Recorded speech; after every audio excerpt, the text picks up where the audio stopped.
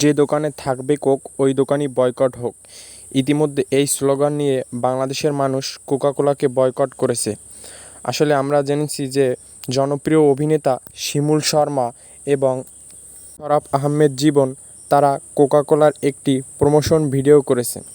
আসলে আমরা বাংলাদেশের মানুষ কোকাকোলা বয়কট করেছি। কোকাকোলা একটি ইসরায়েলি পণ্য। ইসরায়েল ফিলিস্তিনের উপর নির্মমভাবে নির্যাতন করেছে।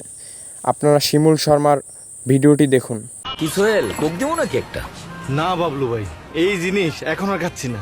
কেন, কি হলো আবার? শোনেন নাই, এটা তো ওই জায়গা। তারা দুজন এই কোকাকোলার প্রমোশন ভিডিও করেছে।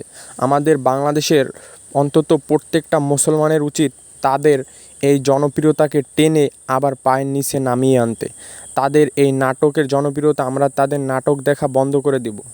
আমরা তাদের নাটককে বয়কট করব। সারা বিশ্বের মানুষ দেখেছে কিভাবে ফিলিস্তিনি মা ও বোনেদের উপর নির্মমভাবে নির্যাতন করেছে। আমরা তাদের রক্ত দেখেছি। আমরা কোকাকোলাকে বয়কট করব। বাংলাদেশের মানুষরা কোকাকোলা আমরা খাবো না কখনোই। কোকাকোলা মানুষের শরীরের ক্ষতি করে। এটা একটি অ্যালকোহলযুক্ত পণ্য। কোকাকোলা, পেপসি আমরা কখনোই খাবো না। আপনাদের যদি খেতে ইচ্ছা করে তাহলে বাংলাদেশি পণ্য আমরা মজও খাবো। এবং জনপ্রিয় অভিনেতা শিমুল শর্মা এদের নাটক আর কখনোই দেখব না। আপনারা দেখেছেন রোনালদো একদিন প্রেস কনফারেন্সে কোকাকোলার বোতল সরিয়ে দিয়ে পানির বোতল দেখিয়েছিল। ওই দিন থেকে কোকাকোলার মার্কেট ভ্যালু অনেক কমে গেছে।